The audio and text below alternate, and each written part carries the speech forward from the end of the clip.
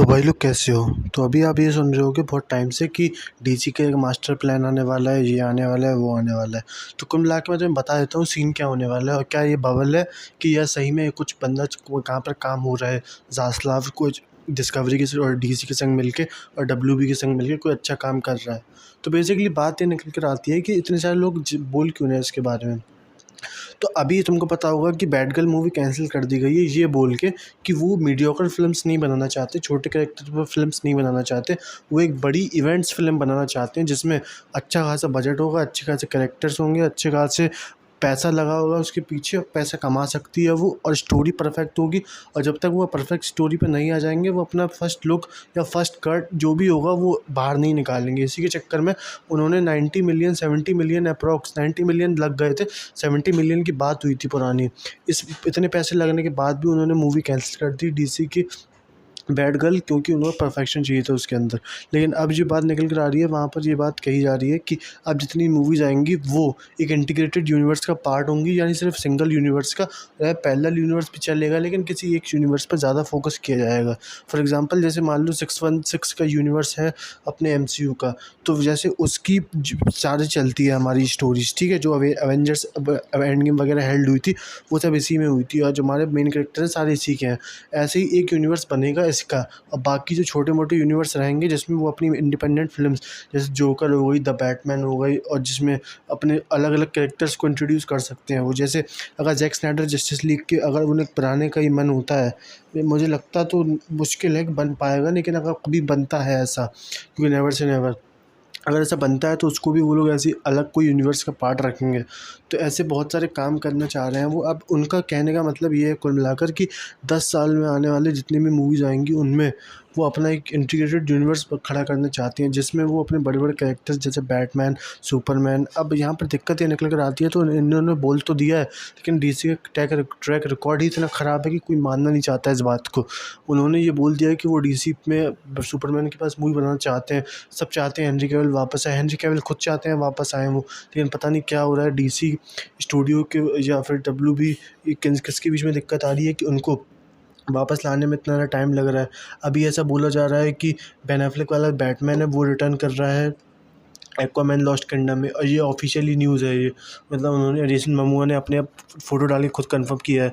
तो ये बात तो माननी पड़ेगी कि आ रहे हैं वापस। लेकिन कुछ लोग ये कह रहे हैं कि इनका आना कोई फ़िक्स नहीं है, क्योंकि ये बस इसलिए आ रहे हैं क्योंकि फ्लैश मूवी डिले हो चुकी है, क्योंकि फ्लैश में ये रिप्लेस करने वाले थे बेन एफ्लेक बैटमैन को रिप्लेस करने वाला था माइकल कीटन का बैटमैन। लेकिन अब वो मूवी बाद में आएगी तो कंटिन्यूटी एरर ना हो जाए बीच में और इन लोगों को ये ना लगे कि what the fuck is going on. तो इसकी वजह से they are trying to be a more little civilised about that.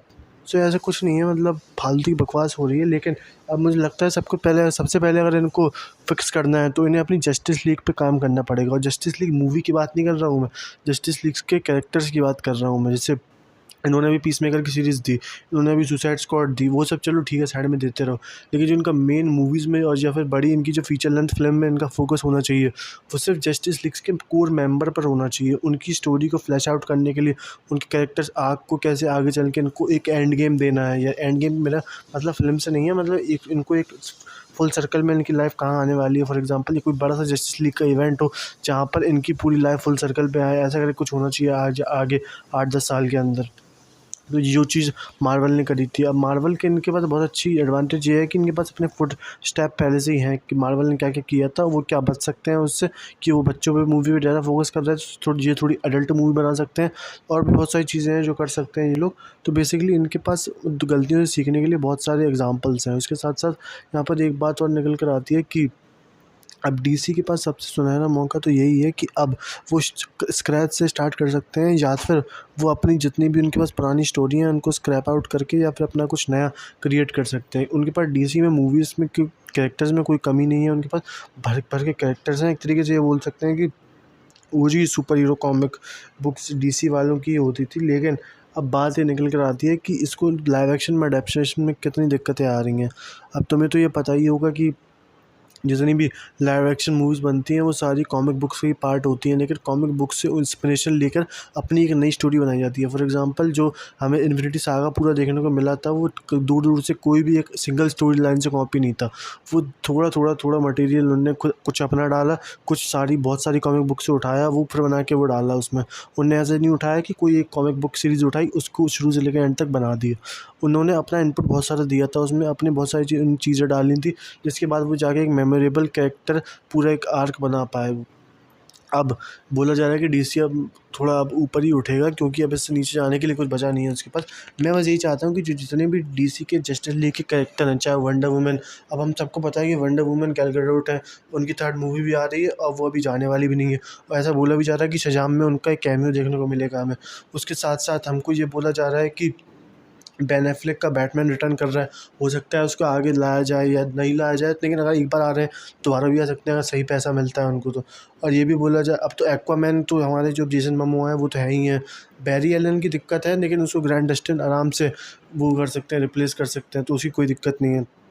अब बात निकल कर आती है जो हमारे मेन 2 कैरेक्टर्स हैं उनकी, कि इसको हमारा जो सुपरमैन है उसको कौन प्ले करेगा, या साइबॉर्ग को कौन प्ले करेगा, या बैटमैन को कौन प्ले करेगा।